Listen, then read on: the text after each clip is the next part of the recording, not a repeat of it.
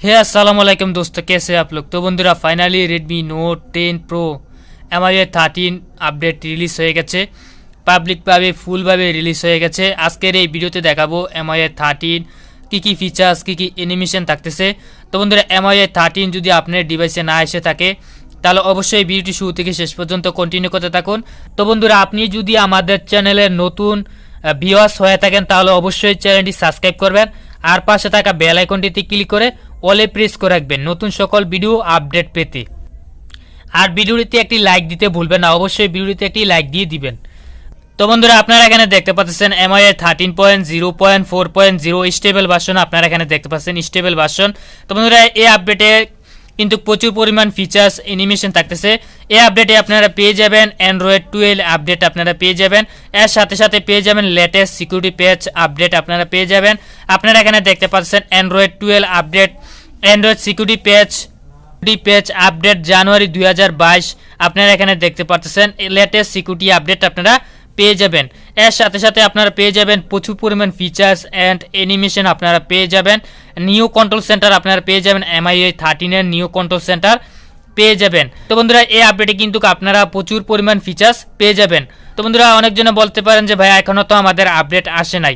তো বন্ধুরা এই আপডেটটি এখন পাবলিকভাবে রিলিজ হয়েছে, ধীরে ধীরে সকল ডিভাইসে আপডেটটি রিলিজ হয়ে যাবে। আপনারা ফার্স্টে চলে যাবেন সেটিংসে চলে যাওয়ার পর এখান থেকে অ্যাবাউট ফোনে চলে যাবেন।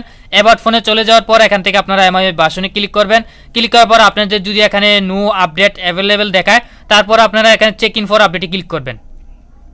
চেক ইন ফর আপডেটে ক্লিক করার পর তারপর যদি আপনাদের নো আপডেট অ্যাভেলেবেল দেখায় আপনারা অবশ্যই 2 থেকে 3 দিন ওয়েট করুন, ওয়েট করার পর আপডেটটি চলে আসবে। তো বন্ধুরা অনেকজনে বলতে পারেন যে ভাই আমাদের 2 থেকে 3 দিন ওয়েট করার কোনো প্রয়োজন নেই, আমরা এখনই আপডেটটি করতে চাই।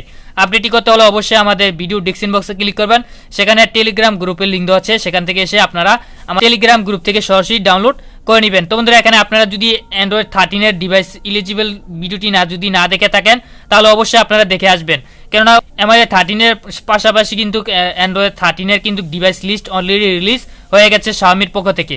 আপনারা দেখতে পাচ্ছেন আমি কিন্তু অলরেডি ভিডিও মেক করে দিয়েছি। তো বন্ধুরা নিচে আপনারা এখানে দেখতে পাচ্ছেন Redmi Note 10 Pro এই ডিভাইসটিতে কিন্তু অলরেডি MIUI 13 রিলিজ হয়ে গেছে। তো বন্ধুরা এখান থেকে আপনারা অবশ্যই লিঙ্কটিতে ক্লিক করে আপনারা রুমটি ডাউনলোড করে নেবেন। ডাউনলোড করার পর আপনারা যারা ইন্ডিয়ান ইউজার আছেন তারা অবশ্যই এটা ডাউনলোড করবেন না, কেননা এটা ইন্ডিয়াতে রিলিজ হয় নাই, এটা গ্লোবালে রিলিজ হয়েছে। যারা ইন্টারন্যাশনাল গ্লোবাল রুম ইউজ করেন তাদের জন্য এটা রিলিজ হয়েছে। এর পাশাপাশি আপনাদেরকে আমি একটি দেখিয়ে দিচ্ছি, আপনারা অনেকজনে নাও বুঝতে পারেন, না বুঝে গিয়ে ডাউনলোড করে নিতে পারেন। তো বন্ধুরা এখান থেকে বোঝার একটি উপায় হলো এখান থেকে আপনারা দেখছেন RK, এখানে যদি RK লেখা থাকে তাহলে আপনারা মনে করবেন যে এটা ইন্ডিয়ান ভার্সনের জন্য।